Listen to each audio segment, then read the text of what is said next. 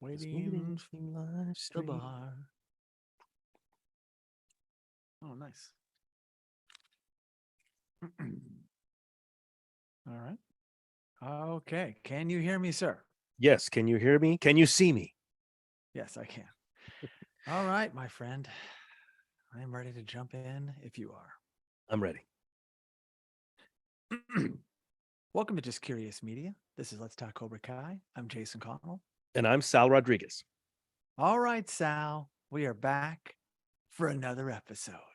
Yeah, we're making our way through the season. Season 5. This is a very exciting Season season. 5. I mean, I don't want to be 6. repetitive, right? Saying that this is a very exciting season. We said that on the last season. We said because they're all excited. I'm amazed how you can actually snowball here at season 5. They haven't done the musical episode, thankfully. No, they have not jumped the shark. It's a great episode. And this puts us over the halfway mark, Sal. 6, 4 to go after tonight. But tonight there is a lot to unpack. Yeah, this is a real meaty episode. Very meaty. But before we jump into anything, and before we even talk about our sponsor, a few shout outs. A couple of things. First off, we're getting more 5-star reviews. So thank you, fans. Wow. Again, we will do another fan appreciation show. We're due, and now we're definitely due. Sal, it might be a 2-parter. There's just so much to go over, but thank you for the 5-star reviews as they continue to come in. That's fantastic. I feel like we should have coffee mugs or something. Okay, I like it. Let's do it. I mean, this is a celebration. It is a celebration. Next, as I was editing episode 5, of course, I noticed things. I'm in post-production. I get in there and I noticed one thing. Well, there's 2 things, but one in particular in my notes when I was copying and pasting, and I not forgot something. It just got omitted on my notes when I was jockeying them and sharing them with you. Yeah. And it's a quick thing we got to point out here. When Stingray gets the car from Terry Silver, remember the car? 2009 Dodge Challenger. Yes. He gets that. In the trunk of said car was one personalized gi. Oh, yes. With Stingray's name on it, which harkens back to Miguel getting the gi from Johnny and Robbie overseeing it in the parking lot. I knew it. I had it in my notes, but when I copy and paste something in, it got moved or wiped out. And I was like, oh, we didn't touch on that. So great moment that obviously Stingray had and Kreese had. And just, I love callbacks to itself. Love that scene. Yeah, so instead of having Robbie looking at Miguel and Johnny, right, you have Daniel and Chozen looking at Silver and Stingray. Yeah, I don't know if they actually saw all that go down, right? Oh, they didn't. They weren't watching when he presented the gi? But it was just in the trunk, and it was a cool scene. So I don't know their vantage point, but I just want to point that out. So yeah. No, I missed that. I absolutely missed that. And next, there was a flip-flop, and thank you to fan Tim Test wrote us on social media. So when I mentioned the song in last episode, I had mentioned a song Fozzy by the group Judas, and you're like, Judas Priest? And I was like, no, it's just Judas, because I looked it up on my Shazam. Well, I inverted it. The song is Judas by Fozzy. Yes, little flip-flop. Since I don't know the band, I wasn't familiar.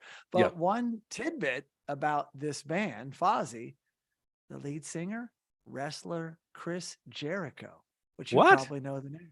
Yeah. Well, yeah. Well, I mean, I'm not so caught up on current wrestlers. I'm from the, Ultimate Warrior era. But I know the name Chris Jericho, absolutely. And may have an action figure in his likeness. I figured you might. I might. I told you this ahead of time, you would have had it ready. Well, this is his voice that we heard in that episode. And then, of course, Stingray was singing along. So that's all. Just a quick thing. It stood out in the post. I was like, well, I got to say something. So no, I like that, though. I like those tidbits of trivia. I really do. Oh, as do I.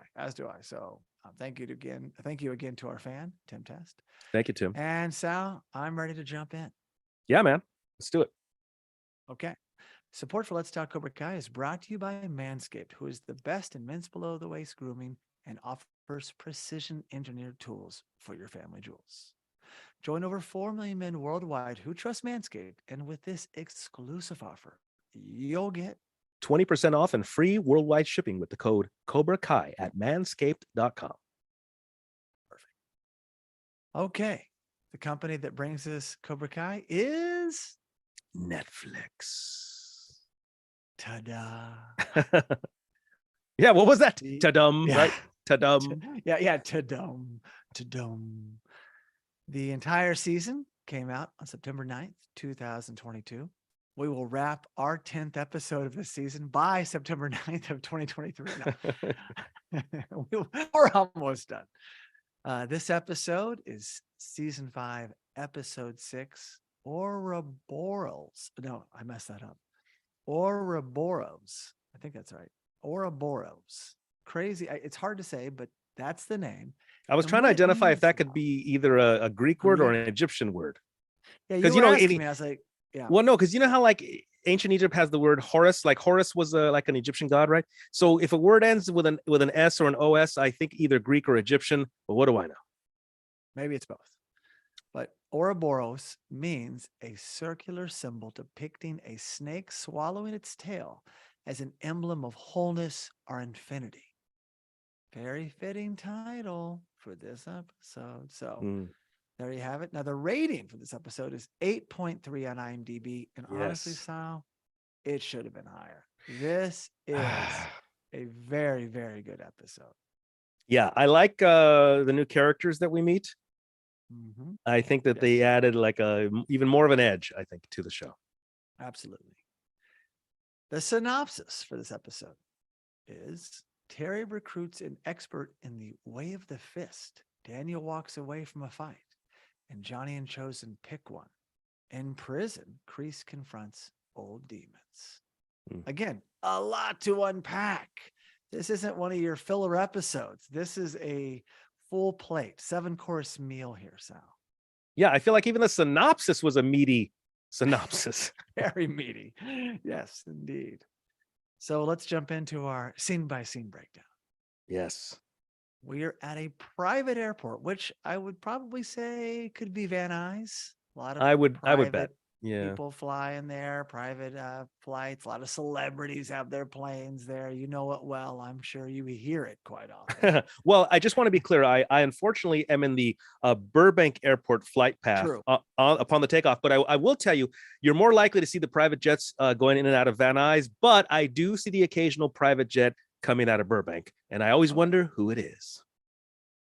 Well, Silver pulls up, not in the plane, but in a limo. As a plane arrives, the red carpet rolls out. And so I love this score. And then I looked up the name of this particular piece, Once Upon a Time in the Valley, by Leo Burenberg and Zach Robinson. Of course, that harkens to Quentin Tarantino's Once Upon a Time in Hollywood.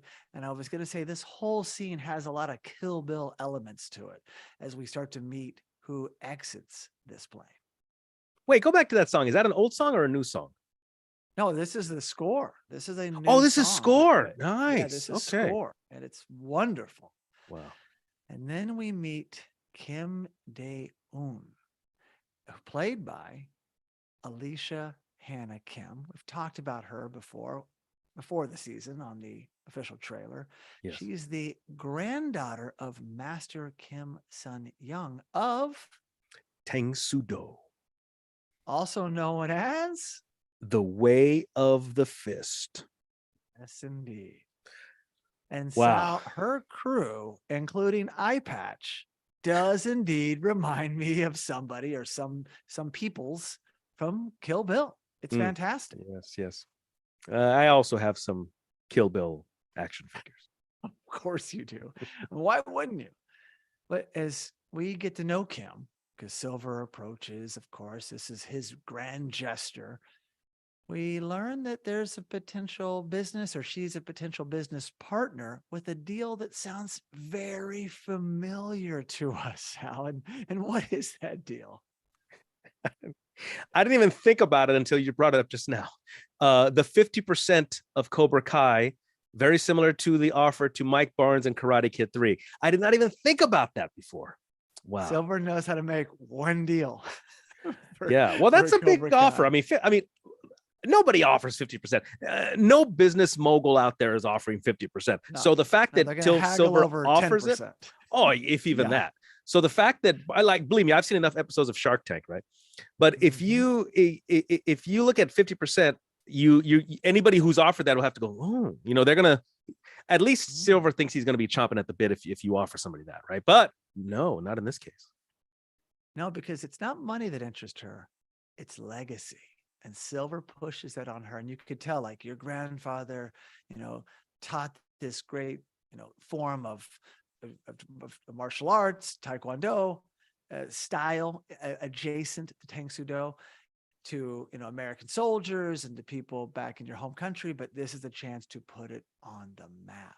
So yeah, 50% sure, but legacy. This Tang Soo Do could live on, the way of the fist.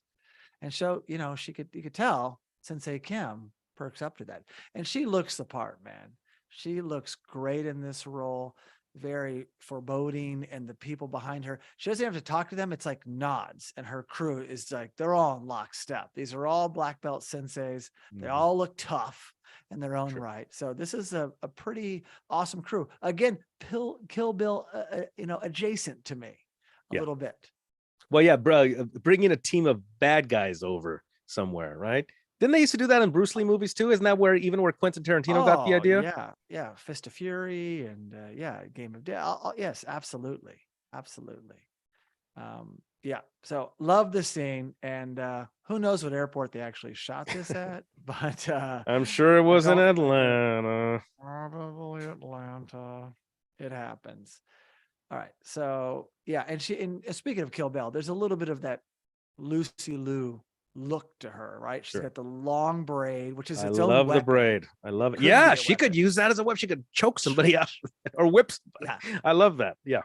She could be a villain in a Bond movie with that too. So great setup. Really, this raises the stakes because Silver has to recruit somebody, right? Barnes is not. He burned Barnes's furniture store down, so he's out.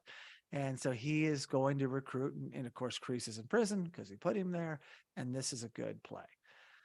So now we're at LaRusso's house, and we have Johnny, Chozen, Amanda, and Sam. And it's great. It's 1 week later since the beating Daniel took from Silver.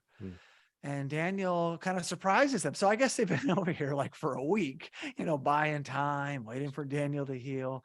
And he's dressed for work, Sal.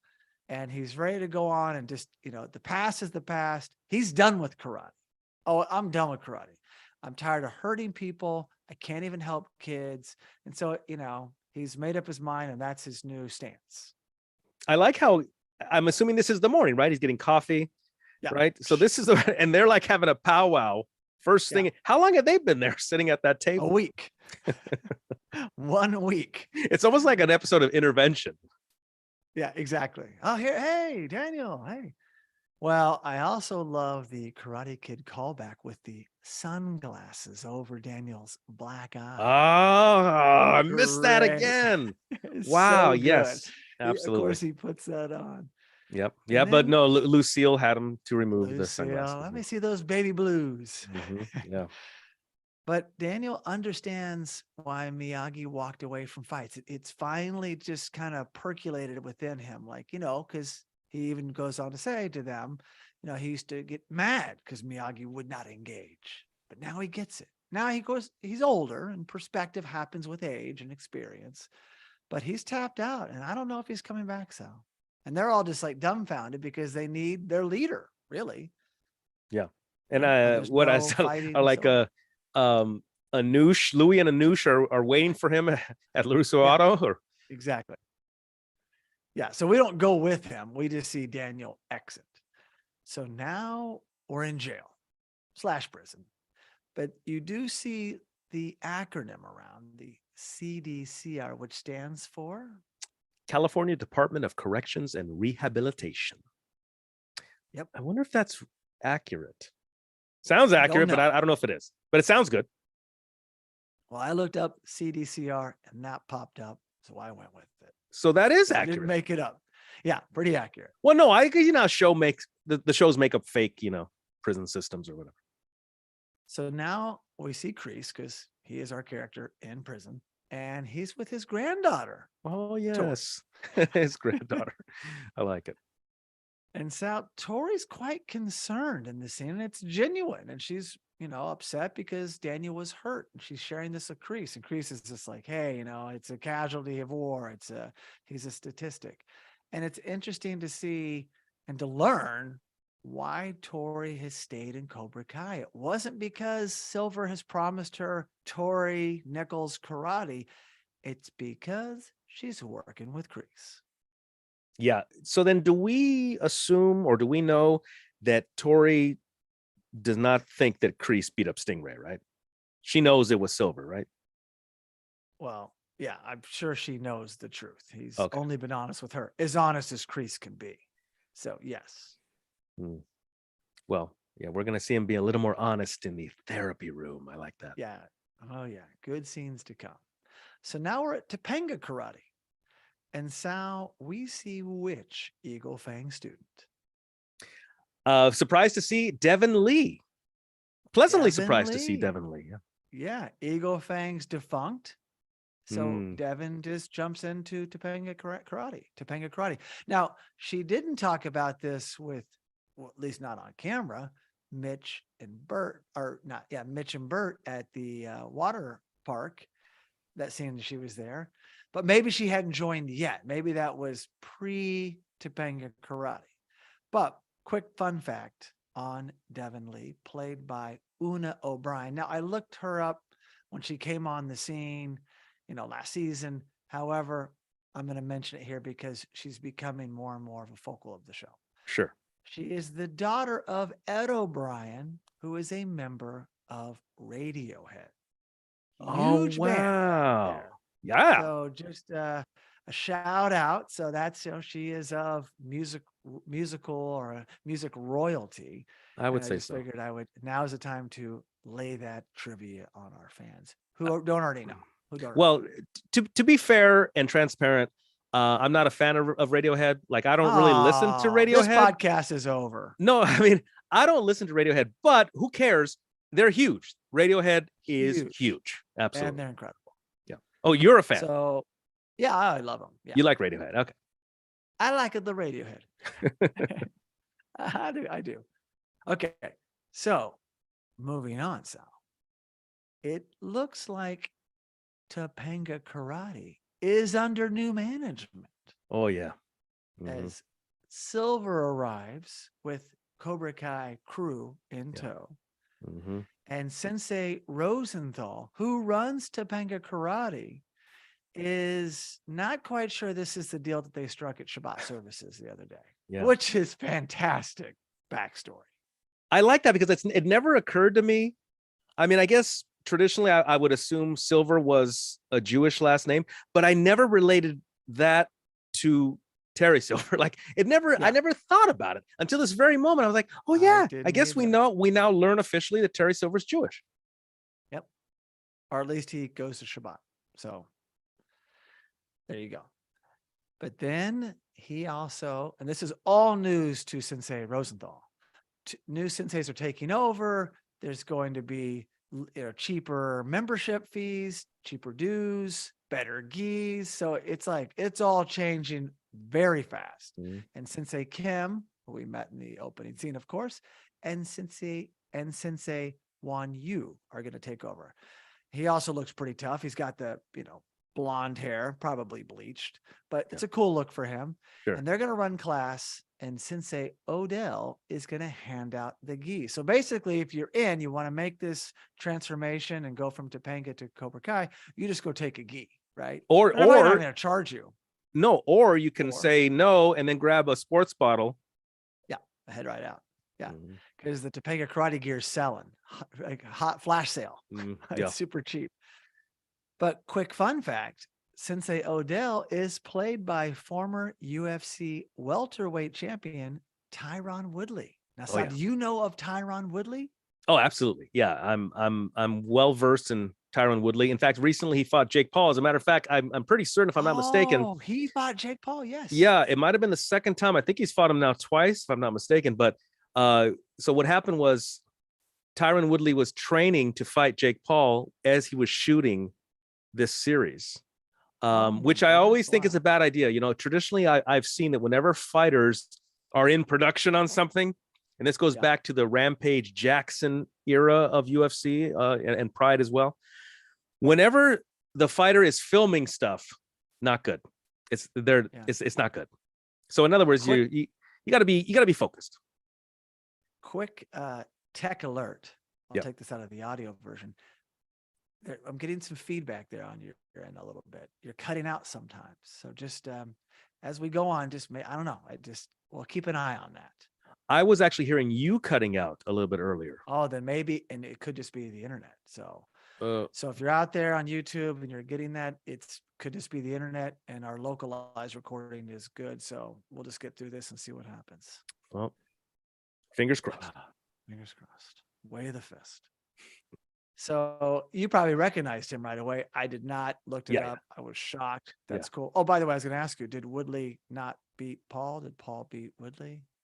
No, that's what I'm saying. If you're in production on a show, you're going to lose the fight. So that's what happened. Well, who won the fight? So Paul won? Jake Paul won. Yeah. Okay. Got it. Yeah. Well, I also love Silver's parting line. Shalom, Sensei. That was fantastic. Well, you know what it also shows, because you know what that shows me as a viewer and as a student of human culture is we learned Terry Silver's Jewish. So I go, oh, he was at Shabbat service. But then 5 minutes later, we realize he doesn't care about his Judaism. You know what I mean? Like, he's willing to just like swindle somebody at the services. Like, he doesn't care. He's not a religious person. Terry Silver is just pure evil all the way.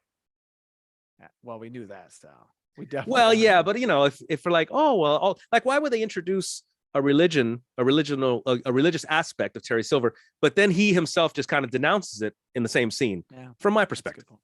Right. Well, before we leave this scene, Kim has Tori stay and help train. She wants to push the All Valley champion to the max. So now we're back at LaRusso's house. Chozen, Johnny, Amanda, and Sam.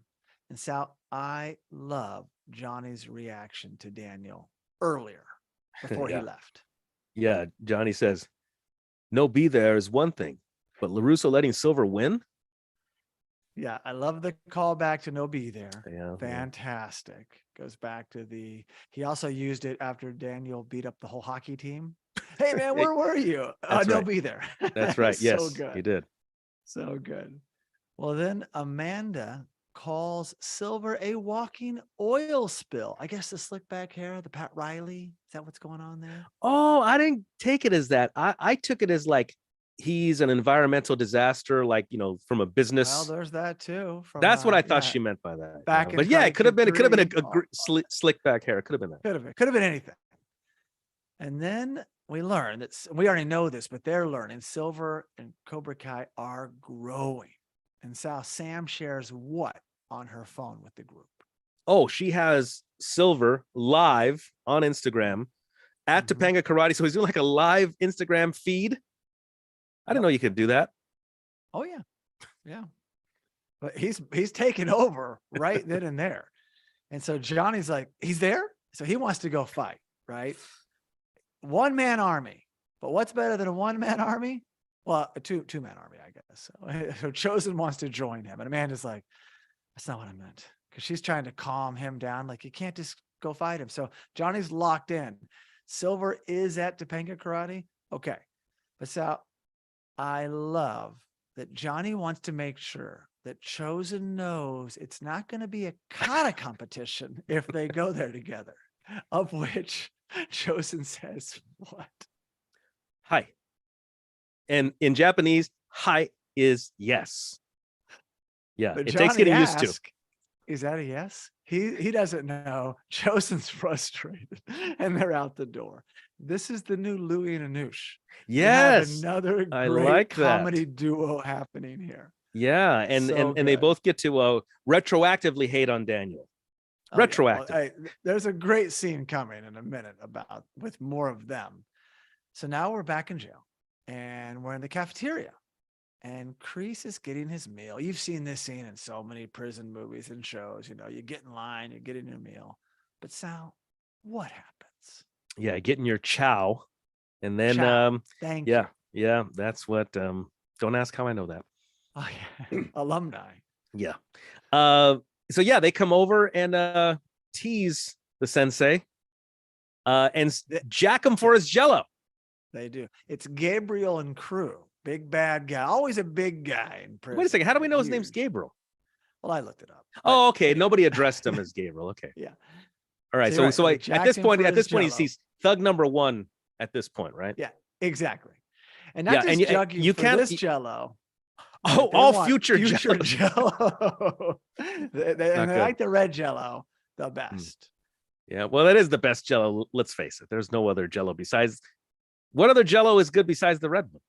Dude, I haven't had jello in 20 years, so I don't know. I don't know. I'm out of touch with my jello. You know what jello is made out of? It's time. You know what it's made out of? What? You don't know what jello is made out of? I don't remember. You don't want to know. It's made out of like horse hooves. That I don't want. It's made out of like something with like horse bones or something like. Yeah, something horrible. It is. Well, but it is delicious with jello. I do like a nice jello cup with a little dab of whipped cream though. I'll take it. Yeah. You'll get that at like hometown buffet or something, you know. I did like jello pudding pops. That's different. That's that was different. So now we're still in jail, but we've now shifted to therapy. And Kreese is calm and very kind, Sal, as he lays it on thick to Dr. Emily Folsom. Now, I thought her last name was particularly interesting. Hello, why do I miss all this? It's the name of a famous person. In fact, Johnny Cash has a song named Folsom Prison Blues, one of my favorite karaoke songs. Hello, how did I miss this?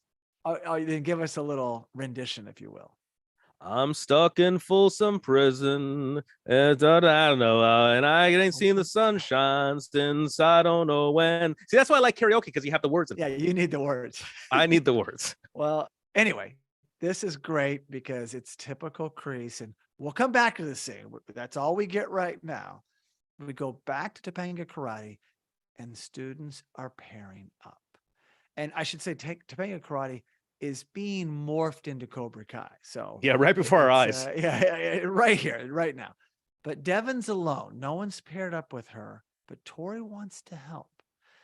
And Sal, Devon is resistant to joining Cobra Kai, but she recently just bailed, or at least left because they were defunct, Eagle Fang, and literally just joined Topanga Karate. So it's funny that her allegiance is like, well, yeah, but I don't know about this Cobra Kai. But this leads to a kind of semi-heated exchange between Tori and Devon. Wait, back up 1 second, Jason. You brought up a very good point. When we were at the water park and Devon was there with Bert and Mitch.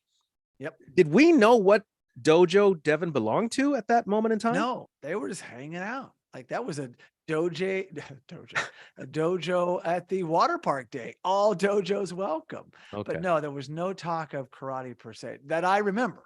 Okay, so at that moment in time, she could have been in Topanga Karate at that moment. Also. She could have been, or she could have been waiting for her first class. But she does have a nice gi, and she was a black belt. But you know that you can be transferred in. Like, were you a black belt at your old dojo? Okay, you could be a black belt here. Some would make you test, but that's a whole other discussion because on this show, you know, everyone's either white or black. There's no in between, hardly. I do like Devon's blue gi. I like the blue gi. I don't think we've really seen a nice blue gi on the show. Well, we've seen Topanga Karate in the past. In fact, that's where Xavier Stone was from. And they had the blue gis? Xander Stone. Sorry, not Xavier. Xander Stone was a champion. His mother was all in her blue gi and her face paint. Oh, yeah. So, yeah, hyper fan. They have a champion. They have an ex-champion at Topanga Karate. So, you know, they're on the Wait a second. If we established a Xander Stone from Topanga Karate, why wasn't he in this episode? Well, he lost the last All Valley, and that's probably his, well, not the last one, before the last one, when Miguel won it. So back the first All Valley for Cobra Kai, the show. And I guess maybe he's over 18 now, right? We've never seen him again. Sure. And he was quite good. But wait, so you're saying, I just want to be clear. Sometimes you got to really idiot proof it for me. Topanga Karate has a former All Valley champ. As far as we know, at least him. So, wow. Okay, that's pretty huge, I think. That's a big deal. That's a big deal. We should have seen the trophy in the background then. Well, yeah, go back and watch the scene again. Let's see if we see it. I'll look for it. Yeah, absolutely. I'm gonna look for that. Okay, so Tori and Devin have very proud. Yeah, I would imagine. So Tori and Devin have a little back and forth, which I liked their back and forth. I like seeing the two together. Tori says, "Why are you in that gi? Don't think you have what it takes to join Cobra Kai?" And Devin says, "I'm still deciding whether your dojo has what it takes to earn me as a student." And Tori says, "Guess you forgot who kicked your ass the tournament." Devin replies, "Please, that ref was blind. He gave you a point when I was out of bounds." Oh, is that actually true? Isn't that true? Oh my. Well, I was going to ask you, perhaps we need to re-examine that fight as well. Was the ref already throwing points her way, Tori's way? Not that she would have needed it. She could best, obviously, Devin. However, in a tournament, anything can happen, right? That's why they play the games. That's why they fight the fights. I feel like Devin could have, there was like a little moment where Devin could have said, "Please, that ref was blind. It's like he was paid off or something." And then we could see Tori's like, guilt. Ooh. Yeah. Yeah. There was like a little window there for them to do that if they wanted to. Yeah. That would have been really funny.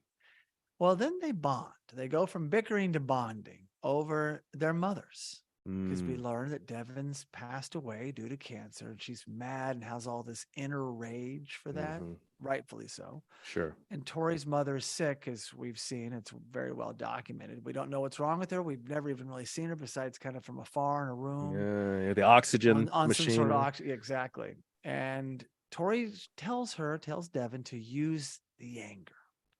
And it's time to go. Then, essentially, it's time to go against one another, because this is how this class works. And Sensei Kim is, get everyone fired up, and we're going to spin and now go from tutoring to tormenting one another, essentially.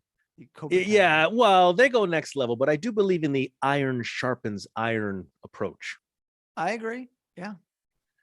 But yeah, they're Sensei Kim is we're going to learn more and more. She's she's cruel. She's like a mini Silver. So now we're at the Topanga Karate / Cobra Kai parking lot, and Chozen and Johnny walk up, and Johnny's drinking, of course. So I should say it's great. That's how he prepares for a fight, right? Yeah. So I do love this scene so much as they reminisce about Daniel. Oh yeah, this is the scene where they go down memory lane. Yeah, I like this. I like this a lot. They can both bond over their past hatred for Daniel. Yeah, that's pretty funny. Yeah, it's like Johnny's saying, like, "Hey, tell you that I beat him up in high school, or I pushed him down a cliff." Which I was thinking, a cliff on this bike? That wasn't really a cliff. It was a hillside, a big hill. They didn't go very far. The bike also didn't go very far if you watch the movie again, but of course it gets destroyed. And then Johnny also shares that Daniel beat up a whole hockey team one day. Yeah. And then, of course, Chozen talks about how he saw Daniel save a girl in a typhoon. So it pivots to, flattery. And of course, that was, do you remember? That was Yuna, who, wait a second. What's her real name? In real life. Yeah. Tracy Taguchi. And Yuna was the young girl. Okay, well, hang on. What's Chozen's last name? Is it his sister? Is that what we're learning right now? That the girl that was rescued by Daniel in Karate Kid 2 was Chozen's at least relative? They do have the same last name, I should say. Yes. There's never been a connection or a link beyond the same last name. Now, if you're from a small island, you could be related. Doesn't mean they're brother, sister. No, but we're talking about in the Karate Kid universe, though. In the Karate Kid Cobra Kai universe, that would make Chozen a bigger coward in the eyes of all. Because that was his kin. That was his kin up there. That he couldn't go say. Yeah. If it's like a third cousin, but if that's his sister, that's like, Chozen, you have shamed me too far. Sato would have and he did. that was kind of what pushed him super far out of the family. So yeah, how about that? So that is interesting. But that's her real name. Oh. So you're taking it like, yeah, that's her name. All right. You're confusing me, but it's like they took a picture. Yeah, exactly. Good night, folks. Good night.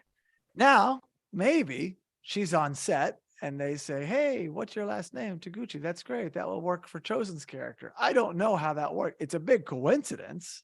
It is a coincidence. It is a coincidence. Yeah.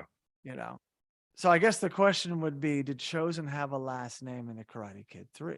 We're going to have to go back and research. We know he has one in the movie. I mean, the show Cobra Kai, but did he establish that in the movie? Because sometimes they don't do that. Like we recently learned Raymond's last name, Porter, right? Okay. But they didn't call him that before. We recently learned Amanda's last name. Steiner. Yes. So we didn't have it before. So which sometimes shows just say, now here's this tidbit. Well, heck, look at all the stuff with Miyagi's first name. I mean, geez. So yeah, they got to work all this stuff out. So just a quick look up in the midst of our show, and I'm looking up Karate Kid Part 2 just to see if that is. Yeah, just 1 second. Keep for your collection. I like that line especially because I am a collector, as anybody watching on YouTube Live can see. Big time collector. So when I think of Chozen saying keep for your collection, I would be like, I'll keep it for my collection. Okay. Yeah. So in the Karate Kid Part 2, it's just Chozen, as I thought. Okay. So it could have been, let's tie this together to a real person. We love the last name. We'll use it. But that's her character is Yuna. Boy, we went down a rabbit hole on that. So that was not planned. But I do love that the LaRusso legend is boiling. Yeah. He's like Paul Bunyan.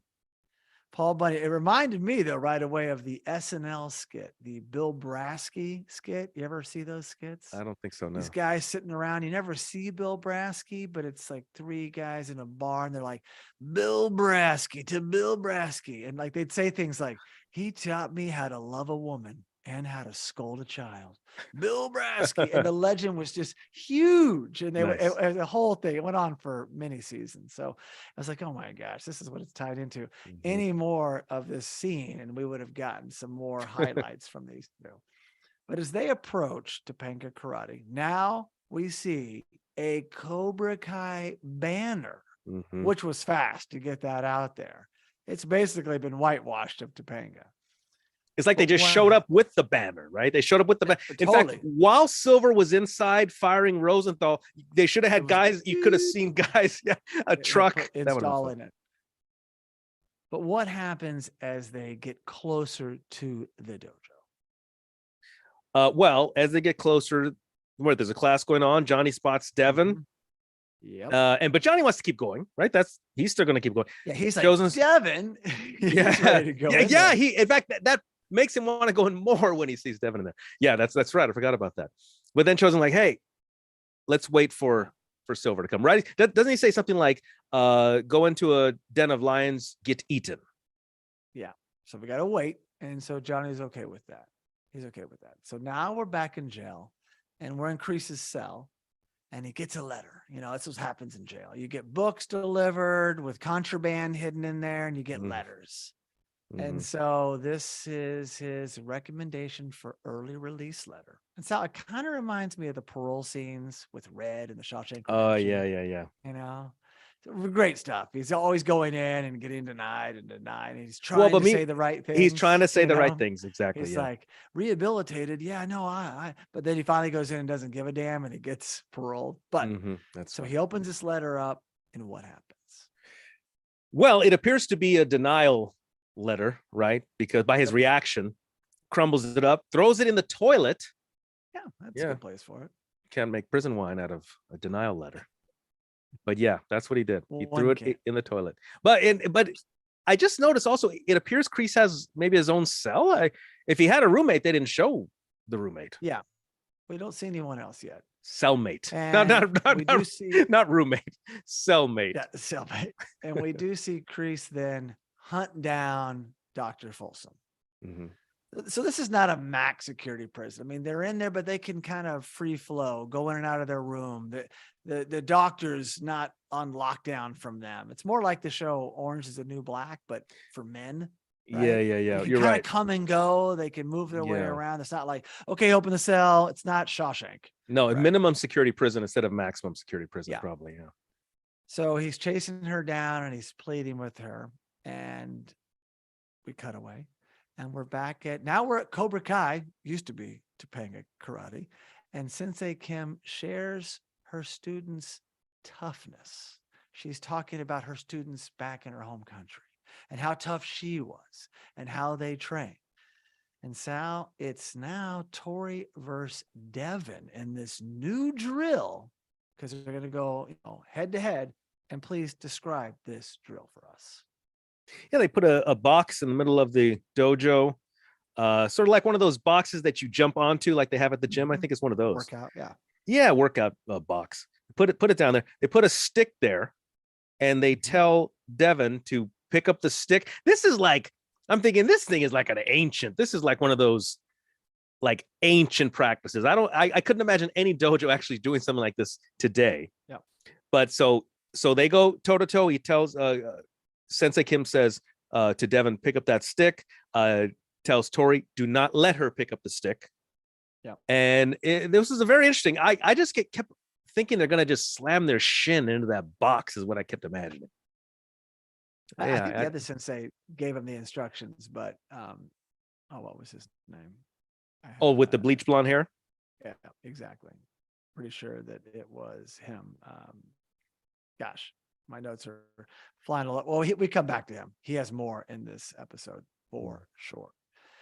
So yeah, interesting. Very barbaric scene. I like it. One person reaches in. It's like you're stopping them at all. No holds barred. You're stopping them the best you can, and it's the way of the fist here is what we're seeing. And you have to fight somebody with essentially like a small table in between you. Very cumbersome. So Devin, though, because Tori's kind of feeling it out and probably looks down on Devin, like, I'm all Valley champ. Well, Devin grabs and then brags. Yes. Right? Mm-hmm. And then Sensei Kim says, the way of the fist means you do not hold back. You do not go easy. Or is this what it means in America to be a champion? So now it's round 2. She's digging in. Devin grabs for the stick and Tori kicks her. And it's a good fight, actually. Tori kicks Devin's hand when she grabs it. She kicks her in the face. Devin, then finally, after this back and forth, it's really good. Like Devin jumps over the thing. So she's really come up the ranks in martial arts, I got to say. And she grabs the stick. But then Tori kicks the stick out of her hand and then kicks her in the chest. Ooh, although I guess technically Devin won, but Tori bested her. And Sensei Kim is proud. Devin did get the stick. So she officially won, but Tori, what was that kind of fighting dirty? That's right. If she has the stick, it's over officially. So that's fighting a little dirty, I think. Yeah. Yeah, there you go. But what does Sensei Kim say this time? Good. Strength, determination. That is the way of the fist. Nothing less. Remember that. The other sensei, by the way, Sensei Wan Yu. So, yes, he was also there, kind of orchestrating the fight. So, yeah, she beats up her own. Sensei Kim, very proud. That's how it works. That was, to me, that was as a fight fan, the equivalent of punching someone after the bell rang, exactly. or it's encouraged here. Yeah, not good. So now we're back in jail, and this is a really good and interesting scene, and such an original scene for this show. But we're back in therapy. Dr. Folsom is working with Kreese again, and a little upset because Kreese is pulling a Goodwill Hunting. Matt Damon, when he showed up for therapy that one time with Robin Williams' character and didn't talk the whole time, just watched the clock. Well, Kreese is not talking, he's pouting, and Dr. Folsom's pushing him. But then things shift, Sal, as Kreese taps into a painful memory. Yeah, a very interesting scene, unlike any other on the show, right? At all. No scene has been such as this. No, I've never seen this. And I can go through the beats here because it was just like, wait a second, what?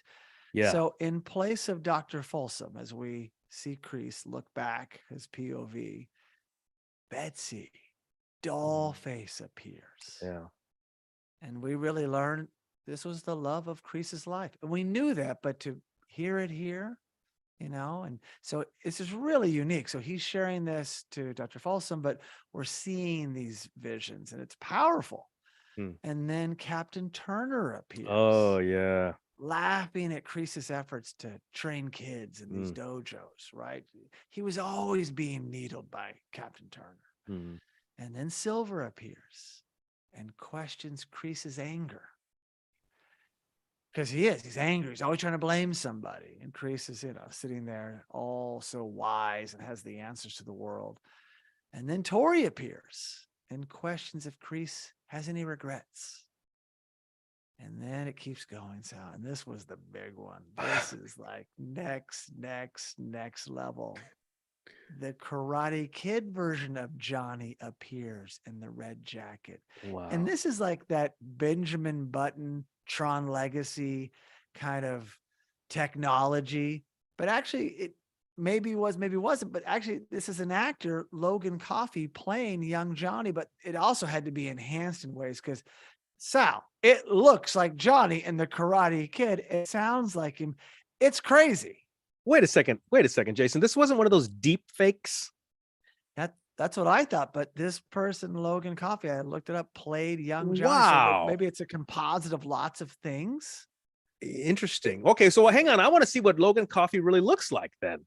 Does he really look like a young William Zabka? Yeah, you could see. Yeah. Or you could just go back to me in Halloween when I had my gear and my longer hair. I could have easily done this 10 years ago. Wow. If the show had existed. But he shares, this younger Johnny shares, Kreese wanted students, all of his students, to be like him. And Kreese is hearing this like, no, I didn't.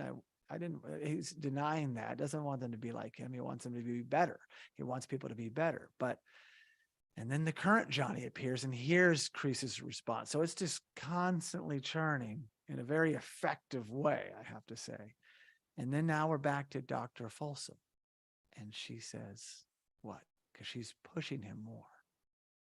I know you can be better than the person you've become. He's locked inside you, somewhere deep.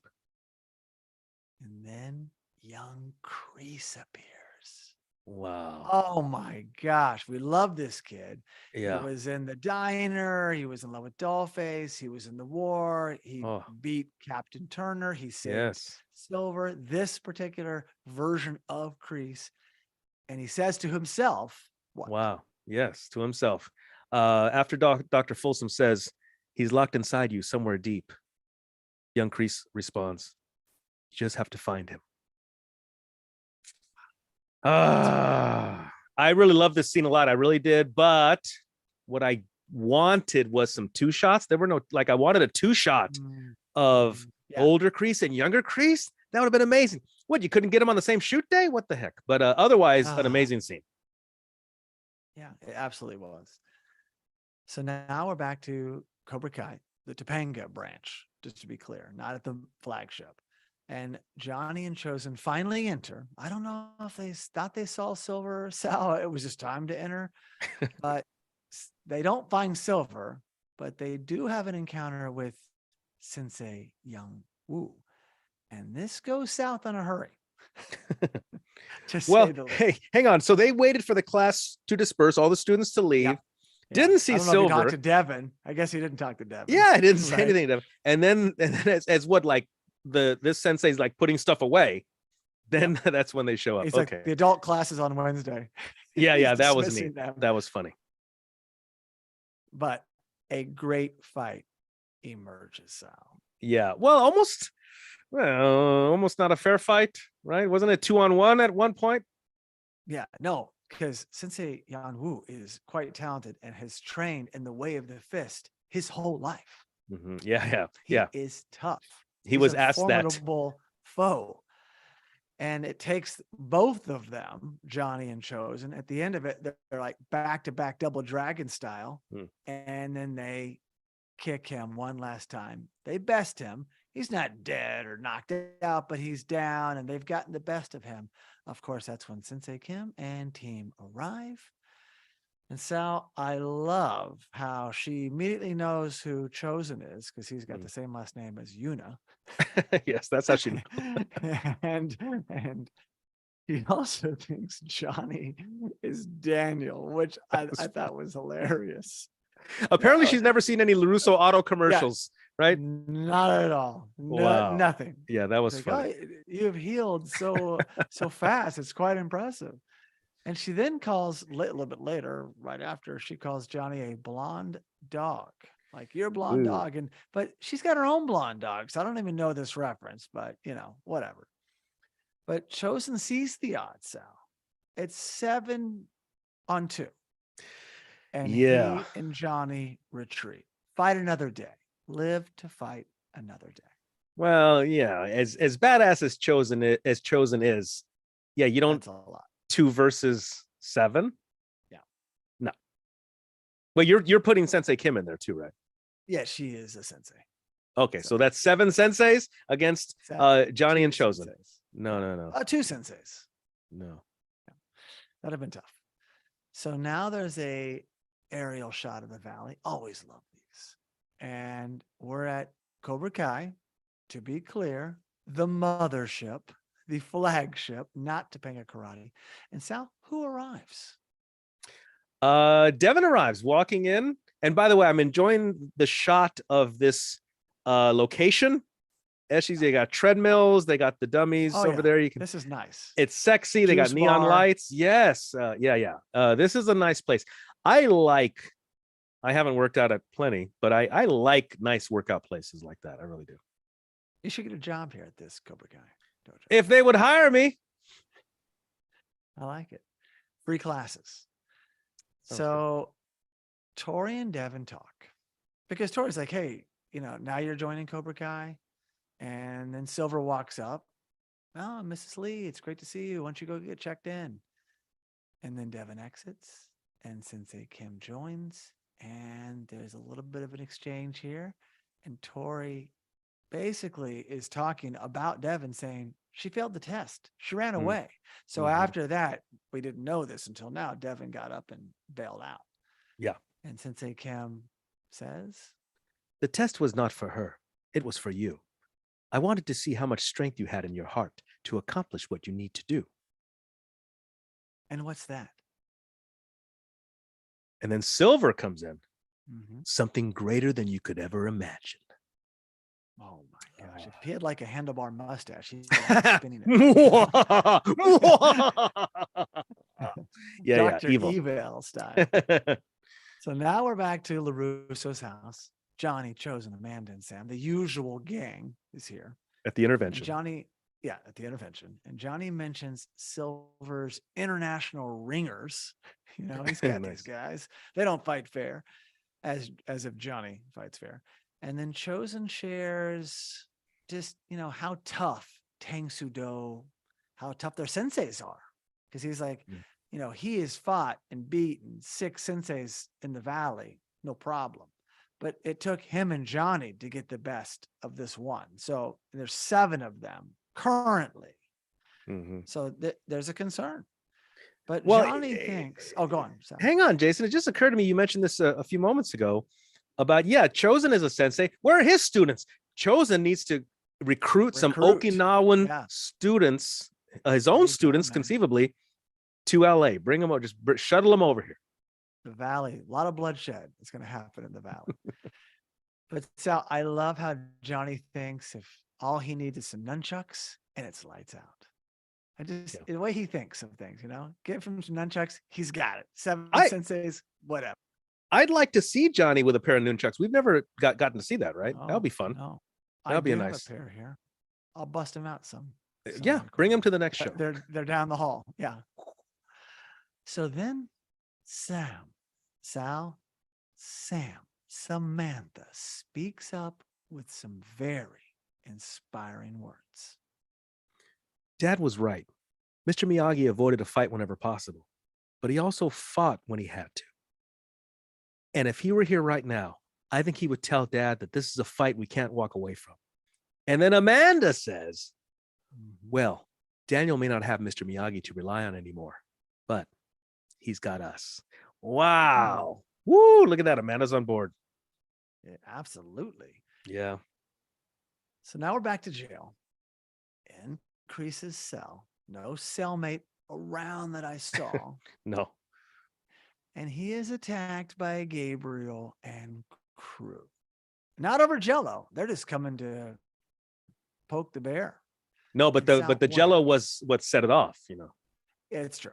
That's why when you, I hope none of our listeners ever wind up in jail, but if you ever wind up in jail or effectively prison, you cannot let anybody jack you, take your stuff, steal from you right in front of you, and you do nothing. You can't do it. You have to fight that first time. Otherwise, it will keep going on. Not unlike a high school bully, right? Not unlike that. The bullies continue, and in prison, worse. Happened to Shawshank too. Mm-hmm. Which, by the way, I've given a few shout outs to that movie on this episode. I actually went on the tour. I visited the Shawshank Redemption. What? Last year. I did it. The prison? Ohio. I went in the prison, Mansfield, Ohio. I was coming Is it a back. working prison? No, but it was for a long time. Wow. And now the side where they filmed the movie hasn't been in forever. Yeah. But as you drive up, and it was eerie that day, it was raining, and I was driving cross country, and it was on my radar, and I drove up, and it was like, oh my God, it was very spooky. And I went in and did the self tour because I didn't have forever. And I was running around taking photos. There's all these things from the movie. It is just mind blowing. Mind blowing. Did you get to go into a cell? Well, yeah. There was lots of things you did. I mean, even Wow. Brooks in the movie, remember how he went and got the apartment and then he hung himself, right? Oh, remember yeah, Brooks, yeah, the yeah. old guy Yes, who yes. couldn't adjust in the world. The world Yeah. went and, got too damn fast. Sure. His apartment was cheated. It's in the prison. Wow. They did that there because they had the location. So I was like, I turned a corner. I was like, wait a second. That was here too. Now he's walking around a real town, but when he went into his apartment, that was also here. It was amazing. I mean, it was just amazing. So let me tell you one other tidbit. When I was at the Mystic Film Festival, one of the directors just recently, I met William Sadler, who was in Shawshank Redemption. He's one of the prisoners that befriends Red, Tim Robbins, and Andy Dufresne. So I met him, and we talked about the movie and talked about me going there because he's not been there since the movie. And he was giving me all these little tidbits. So yeah, big fan. There's some Shawshank knowledge. You know what? I almost feel like Shawshank deserves a Let's Talk Movies. Oh man. I do. Absolutely. Because I feel like Shawshank kind of has transcended itself. Like I like Shawshank, but I'm not like one of these guys who love Shawshank. And yet I say all the time, get busy living or get busy dying. Boom. I say that and I believe that. And on this episode, there was those moments that just akin to Shawshank. So I've got to bring it up, right? So there you go. No, that's fantastic. And he's taking this beating, but so what happens? Because things pivot. Wait, now I lost my place. Well, Kreese becomes Kreese. The young Kreese. Oh, I thought that was pretty crazy. Yeah. I liked it. I liked it a lot. And he takes them all out. Yes. And the inmates are chanting, Sensei. Now guess who's running prison? That was so Kreese. good. And even though far, yep. Well, I was just gonna say we see the young Kreese take out all these guys, but that was old Kreese taking out all these guys. Yeah, because he becomes current Kreese, modern day Kreese in the moment, and then he demands what from them? I like that. He has Gabriel by his collar, and now he says, and I'll be taking your Jello from now on. I like that. You give me your Jello, mofo. I drink your Jello.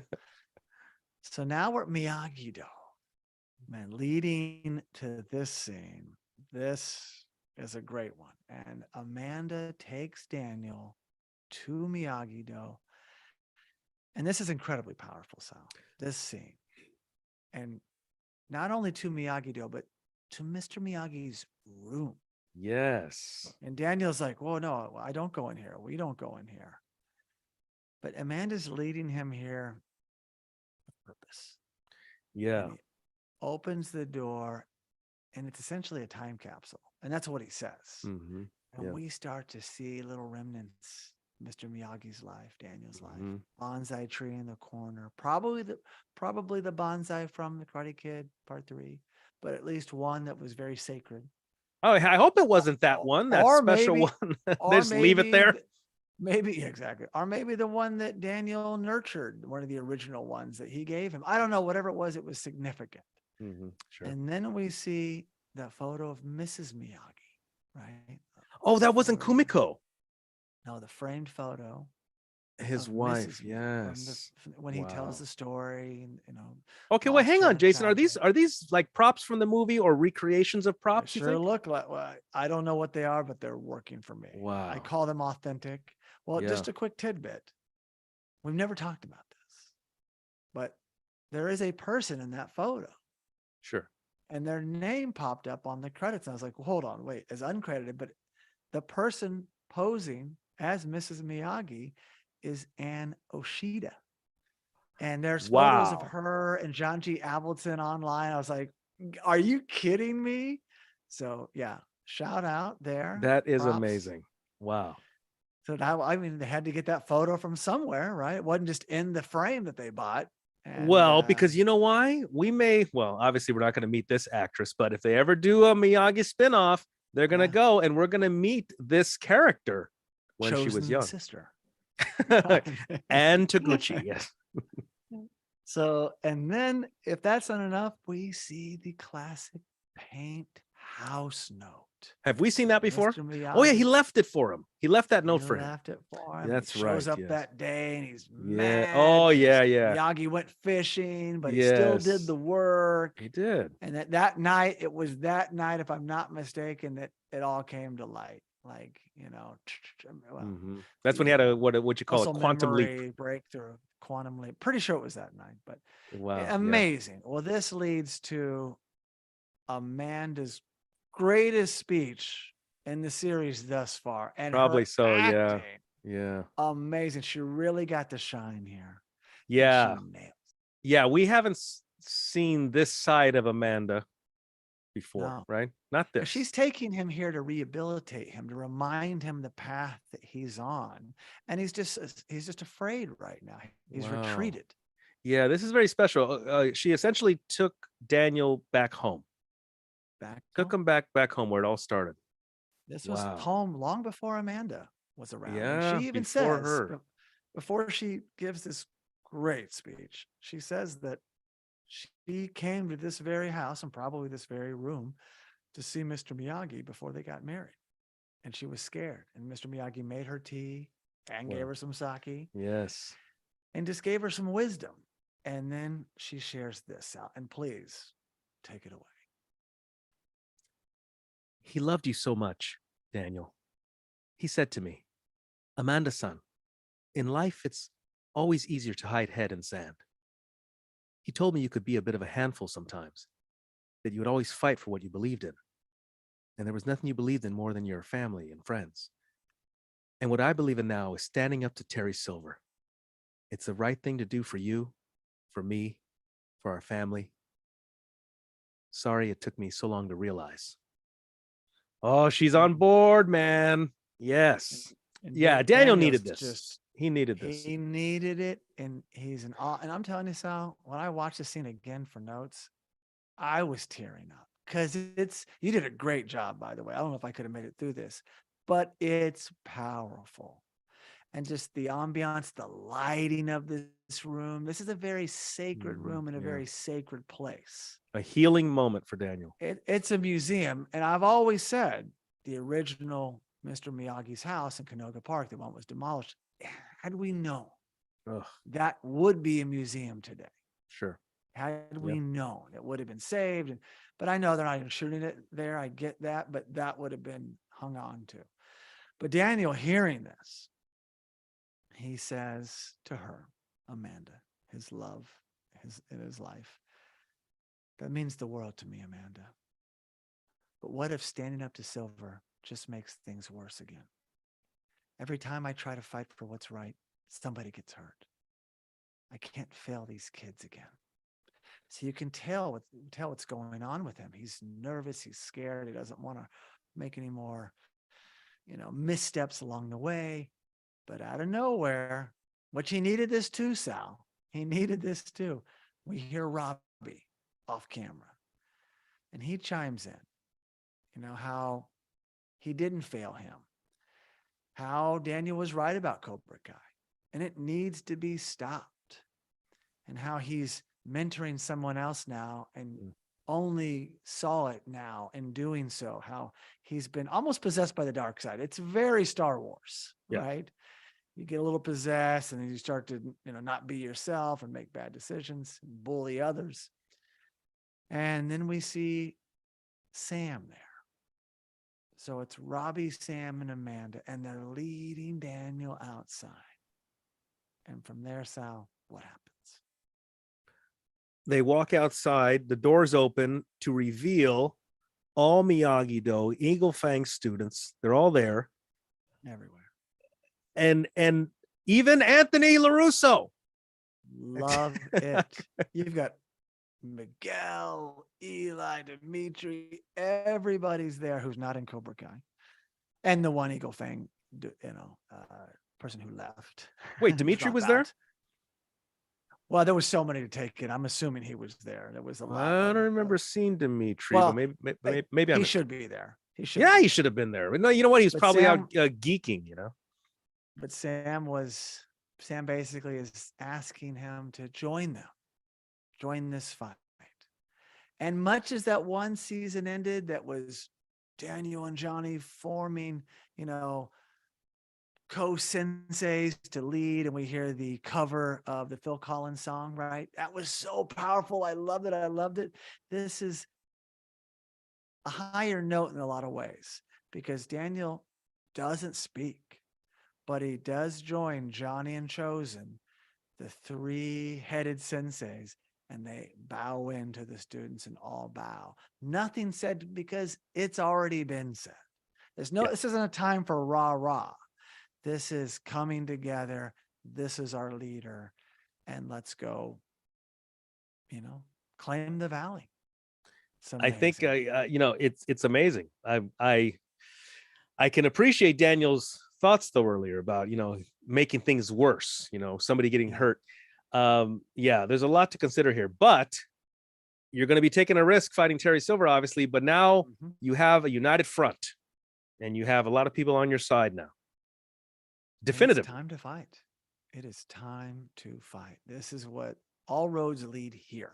And sometimes, and Mr. Miyagi knows this, as Sam said earlier, sometimes you have to fight. I mean, listen, Mr. Miyagi went along with All Valley when he knew it's time to fight, right? Mr. Miyagi went along with All Valley and Karate Kid Part 3, which is watered down version of All Valley, but it was time to fight.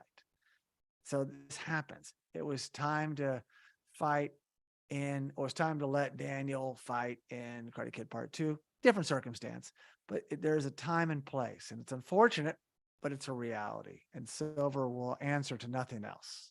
So I love it. This is such a big moment in season 5 as we have 4 more waiting for us out, because this concludes this episode. Strong ending. Just want to hang out here. I want to savor the moment because this is really great to see, as you said, a unified front. Yeah, and I love seeing Miguel and Robbie standing next to each other.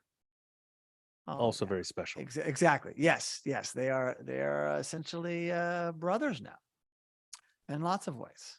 Wow. Wait a second. Do they know about the baby yet? Oh, here? yeah. They know about it. Yeah, that's right. That's right. They know Cat's about it. out Okay. of the bag. Cat's Yeah. out of Okay. the So bag. this is a very good moment. And you know what the problem with good moments are? They're going to end. Everything's really good right now. Right now. That's why I want to hang out here. I don't want to Yeah. even, I don't want to go back and revisit episode 6 or episode 7 just yet. Yeah. All we're missing is Karma and Rosa in the bow. You could have had Rosa with her Billy the Kid outfit. That would have been. Yeah. So that's all we got, Sal. That's a great one, man. Loved it. So fun to go down this path with you, and 4 more to go, my man. 4 to go. And we went down a couple rabbit holes unexpectedly. It happens on this show. It happens. So unlock your confidence and always use the right tools for the job with Manscaped. Get 20% off and free shipping with the code cobrakai at manscaped.com. So thank you so much for listening. And please be sure to subscribe to the Let's Talk Cobra Kai podcast, as well as the Let's Talk Cobra Kai YouTube live channel. You can also really help us by giving the show a 5-star rating on Apple Podcast. And if you're a dedicated listener or viewer of Let's Talk Cobra Kai, please consider supporting the show on Patreon. We also highly recommend checking out our other podcasts and visiting justcuriousmedia.com. I just gave your lines. You took my line. Go ahead and do your line. Woo! And for all you listeners that enjoy, when I was doing those lines, I was like, why does this feel weird? That's why I felt weird. Take 2. And for all you listeners that enjoy sharing your thoughts, you can leave us a review on Apple Podcasts, send us a direct message, or post a comment on any Let's Talk Cobra Kai social media platform. If you're a dedicated listener of, here we go again, deja vu all over again. Okay. If you're a dedicated listener or viewer of Let's Talk Cobra Kai, please consider, okay, I'm doing the whole thing again. My whole game got thrown off. We've only done the show 126 times, Sal, and then you take my lines. No, you know why? I think because I was kind of wrapped up emotionally in this episode. Yeah, I know. It did. I was kind of emotionally entangled in this episode. That's my excuse. Okay. If you're a dedicated listener or viewer of Let's Talk Cobra Kai, please consider supporting the show on Patreon. We also highly recommend checking out our other podcast and visiting justcuriousmedia.com. No mercy. No mercy. I'm taking that line. Great job.